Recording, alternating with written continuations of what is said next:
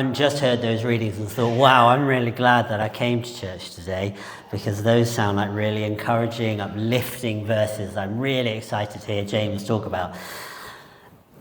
Stick with me. It's going to be okay. Hopefully you've got some caffeine. But there are some moments in life where you know a choice is going to cost you something. It's not one of those choices that's just like, what shall I have for dinner, or what colour socks shall I wear today? But the ones that draw a line in the sand. We all know those decisions, whether it's what career to pursue, whether to marry and who to marry, whether to forgive someone who hurt you or hold on to resentment, whether to move somewhere entirely new, whether to keep silent when something is wrong, or to speak up and risk the consequences. Those kind of choices that change the whole trajectory of your life. The everything you once knew will never be the same because of this moment. And that's exactly where our readings put before us today. Our reading from Deuteronomy, read by Anna. We find it in the bit of the Bible where Moses is standing and can see before him the promised land. He can see the bit of the place where he's been waiting to get to forever and ever and ever. After 40 years in the wilderness, Moses knows that he is not going with them. The Lord has made that very clear.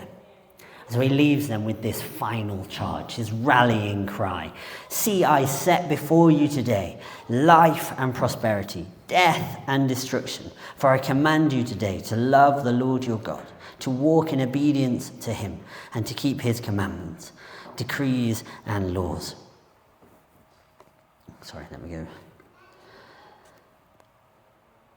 Commands and laws. And then it goes on, now choose life so that you and your children may live, and that you may love the Lord your God. Listen to his voice and hold fast to him. This is that rallying cry, his rallying speech. Think of those moments in films where the leader stands before the people and calls them to courage. Think of Braveheart with William Wallace as he cries, they may take our lives, but they'll never take our freedom. Or for you Lord of the Rings fans, as Aragorn rides up and down the line before battle shouting, a day may come when it won't come when he stumbles. He doesn't stumble over his words, so I'm going to do it again with pure gusto. A day may come when the courage of men fails. Jono? Oh, he's not. I thought he might know. But it is not this day. There you go, thank you. Sorry, Jono. That's the energy Moses is giving Israel in his final charge. He's saying what you choose now will shape your destiny. It will echo for generations after you. So he's not giving kind of a moral pep talk here. It's his covenant language. God has already rescued Israel from the land of Egypt. He's already given them the law, how they should live. He's already given them the tabernacle, where his presence presides, where his presence lives. And now Moses says to them, live like people who belong to him. Choose life in him, or else you'll walk into death without him. So that's what Moses is saying. That's the context for our reading in Deuteronomy. And then let's fast forward to Luke 14. Jesus is deep into his ministry. He is on the way. He's got followers. There's a huge crowd following him at this point. But instead of kind of celebrating and preparing his podcast tour, preparing how he's going to make this blow up and see his YouTube stats go crazy, he turns to them with words that for somebody who's building a ministry are fairly shocking. Whoever does not hate father and mother, wife and children, brothers and sisters, yes, even their own lives, cannot be my disciple. Which feels like it kind of jars with a lot of Jesus' teachings. Because Jesus is the one that commands us to love our neighbour, to honour our parents, even to love our enemies. So what's going on here? It's okay to ask that question. If at any point you do ask that question, come and ask me why that is the case, and then I'll point you to Sam, and Sam will answer your question. No, we'll both try and answer your question. But this is kind of where we need to understand some of the Hebrew stuff that's going on, some of the Jewish stuff that's going on, and understand an idiom. And in Hebrew thought, the word hate didn't always mean what we would mean by hate today. That kind of intense anger or hostility. It was often a way of expressing comparison. To love one thing and hate another was a way of saying, I prefer this more than that. I give my loyalty here above all else. And so we see this idiom. Let's journey through some Hebrew language history for you. In the Old Testament, with in a book called Malachi, and God says, Jacob I loved, but Esau I hated. Which doesn't mean that he despised Esau. Maybe we've translated that a bit too roughly for what it actually means. He means he chooses Jacob to carry the covenant. He doesn't choose Esau. So in Luke 14, Jesus is not literally calling us to despise our families, which feels helpful and good. He's saying, I must come first. Your ultimate loyalty, your deepest love has to be me above all others, even above the closest, most cherished relationships in your life.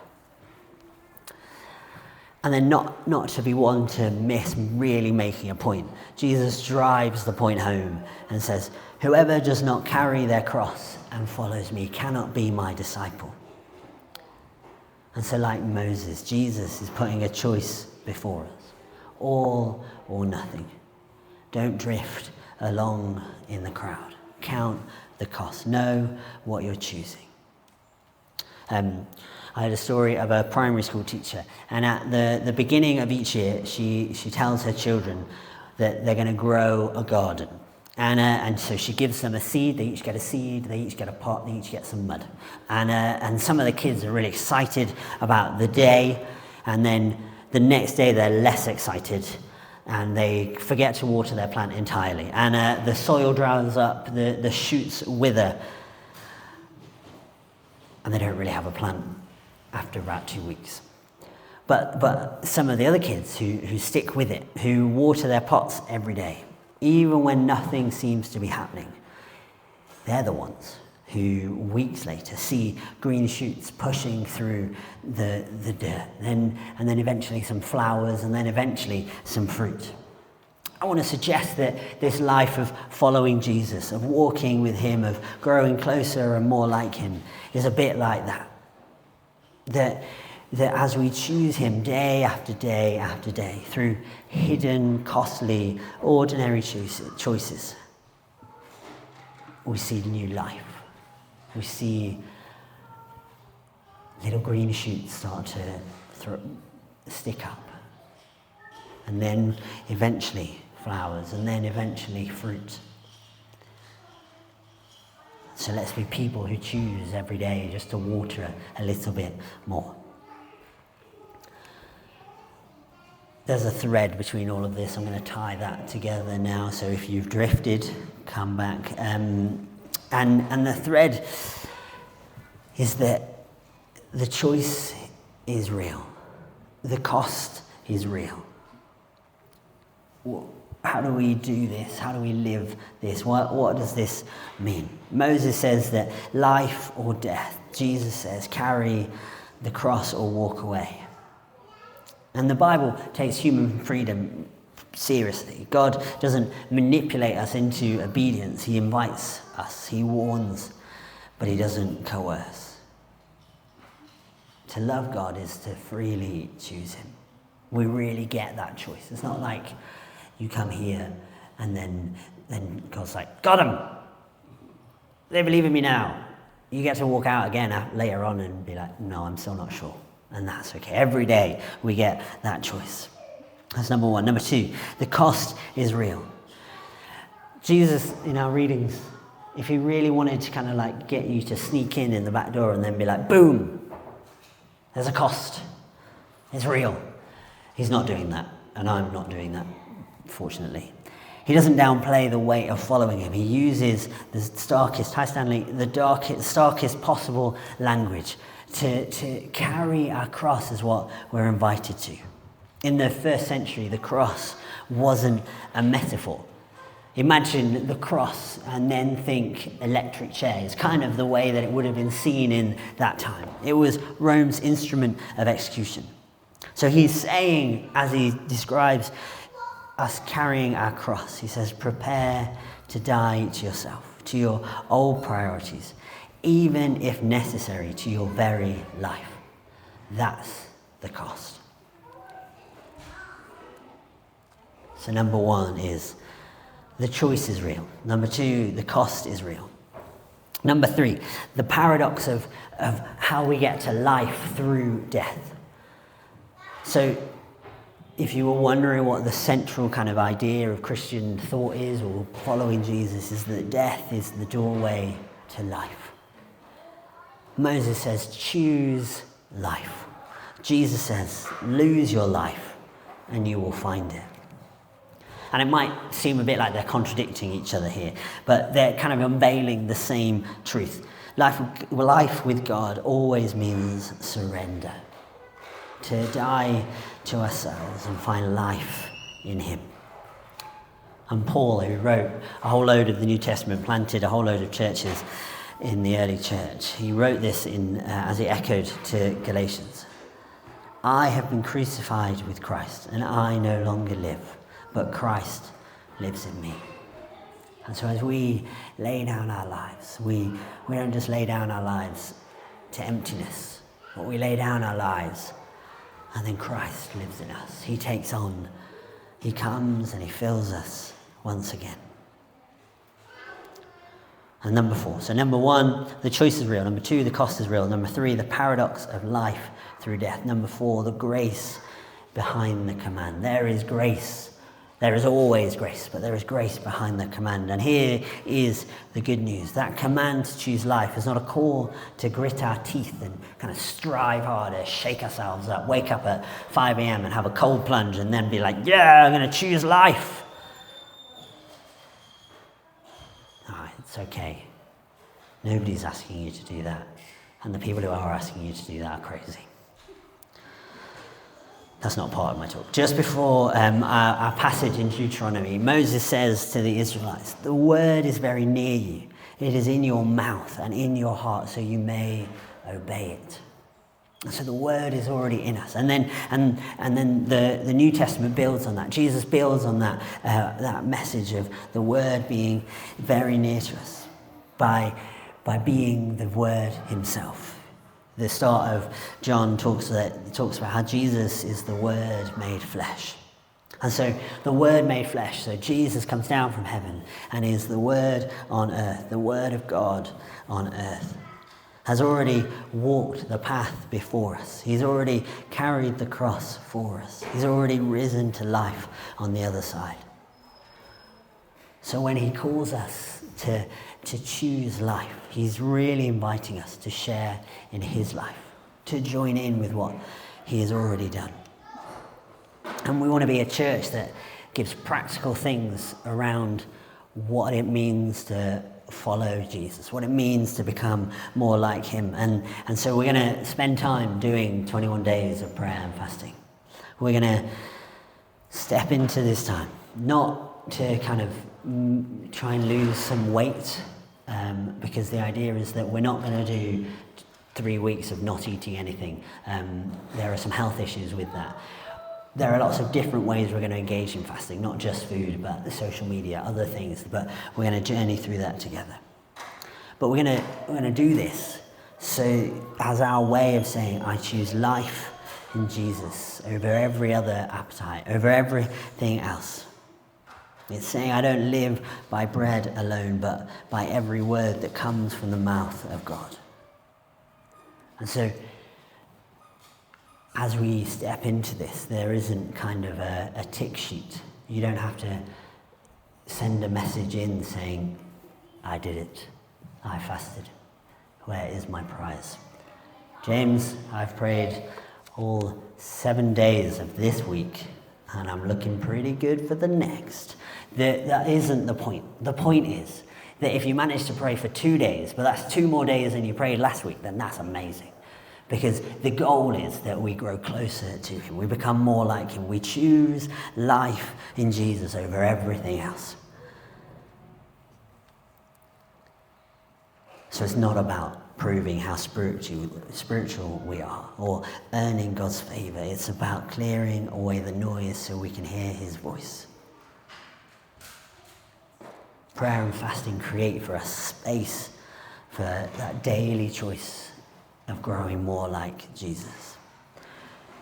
They remind us that following Jesus isn't just a Sunday decision, it's an everyday surrender. And so I believe that as we go through this time of prayer and fasting, as we give ourselves to this together, we'll find what Moses promised. Life for us. Life for those around us. That in this place we'd create kind of that fertile ground that as people come in on a random day in the week or on a Sunday, they find life. Because it's just kind of shooting up all over the place. And it is at the moment, and so we're just kind of riding the wave. But let's be people who choose life.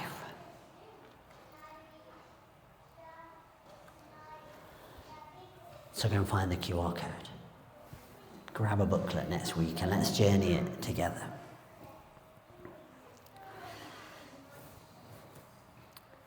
But it's exciting, hopefully. And we'll see God do some really exciting things. And so as we choose life, let's orientate our lives around him.